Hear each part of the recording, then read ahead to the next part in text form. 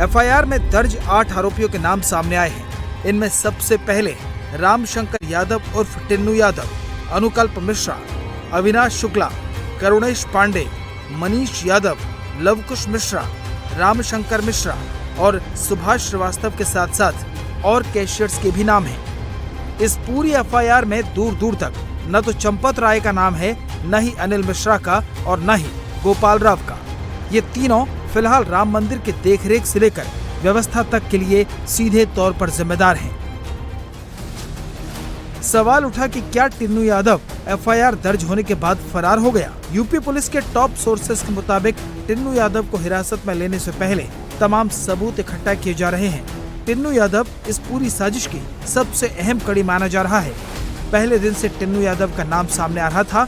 जिसका भी चढ़ावा गायब हुआ, उसने सबसे पहले टिन्नू का ही नाम लिया। अब ये जान लीजिए कि जिन लोगों पर एक्शन हुआ है, उनका राम जन्मभूमि की व्यवस्था में क्या क्या रोल है। यहाँ भी पहला नाम टिन्नू यादव का है। टिन्नू यादव काउंटिंग टीम का मुखिया था, जबकि सुभाष श्रीवास्तव का काम काउंटिंग की निगरानी करना था।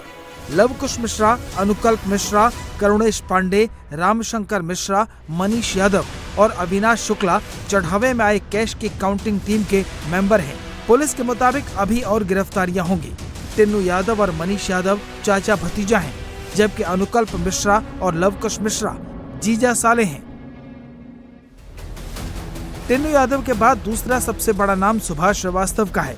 सुभाष श्रीवास्तव की निगरानी में ही चढ़ावे की गिनती होती थी। इसके अलावा एफआईआर में वो कैशियर्स भी आरोपी बनाए गए हैं जो सबसे पहले चढ़ावे की चोरी करते हुए सीसीटीवी फुटेज में दिखे। इनमें टिन्नू यादव का भतीजा मनीष यादव भी शामिल है। इनमें से 3 लोगों के पास से करीब 1.5 करोड़ रुपए की रकम बरामद की गई थी। एक आरोपी लवकुश मिश्रा के घर से 10 लाख रुपया कैश बरामद हुआ। एक और आरोपी ने अपनी वाइफ के बैंक खाते से निकालकर 50 लाख रुपए दिए थे। एसआईटी की रिपोर्ट के बाद अयोध्या के पुलिस थाने में ये एफआईआर दर्ज हुई है। जिन धाराओं में केस दर्ज हुआ है, उनमें सख्त सजा का प्रावधान है।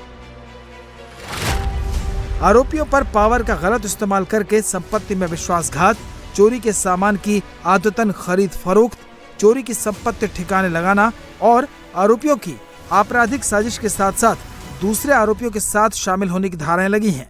इन धाराओं में अधिकतम 10 साल की सजा हो सकती है।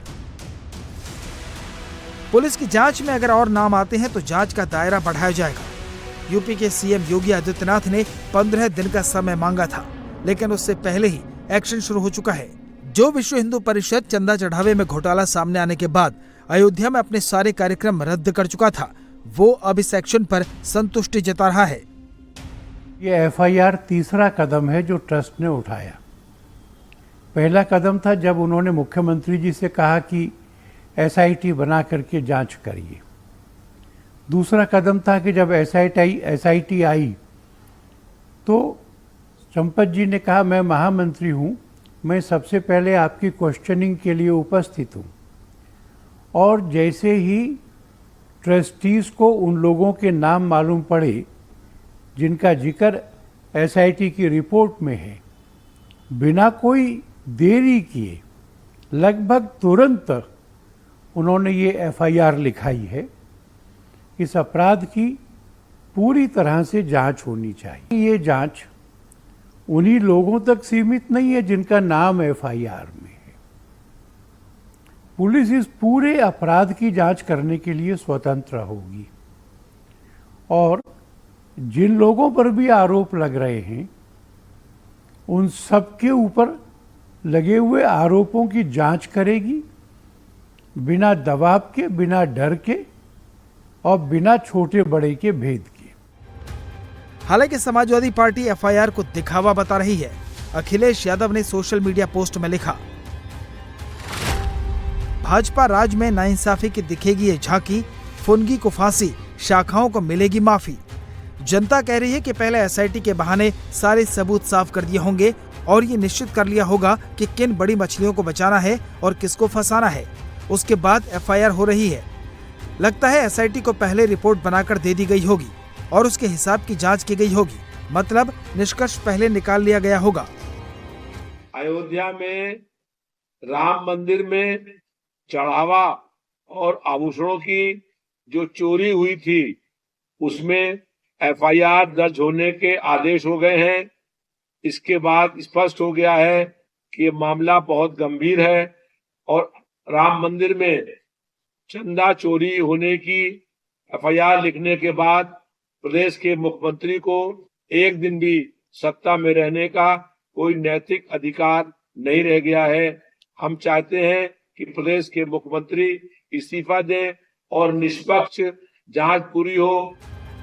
जनता की पीठ पर बंदूक रखकर अखिलेश यादव योगी सरकार को निशाने पर ले रहे हैं तो कांग्रेस के निशाने पर सीधे चंपत राय हैं। दीनानाथ वर्मा जो वहाँ के बड़े ईमानदार एक इंजीनियर जिनको आरएसएस से शुरू जो जुड़े रहे अधिकारी होते हुए भी, उसने खुलेआम कहा कि साहब बहुत बड़ी चोरी हो रही है इसके अंदर, उनको वहाँ से निकाल दिया गया। महिपाल सिंह जो कि वहाँ का लेखा अधिकारी था, उसने चोरी पकड़ी तो उसको निकाल दिया गया। मैं आपसे कहना चाहता हूं इतने प्रमाण मिलने के बाद भी चंपत राय को अभी तक गिरफ्तार क्यों नहीं किया गया, अनिल मिश्रा को गिरफ्तार क्यों नहीं किया गया। चोरी का मामला सामने आने के 18 दिन बाद पुलिस ने एफआईआर दर्ज की है। उससे पहले एसआईटी पहले राउंड की जांच रिपोर्ट दे चुकी है और फिर से अयोध्या में जांच का सिलसिला शुरू होने वाला है। जाहिर है अभी और लोग पुलिस के रेडार पर आने वाले हैं।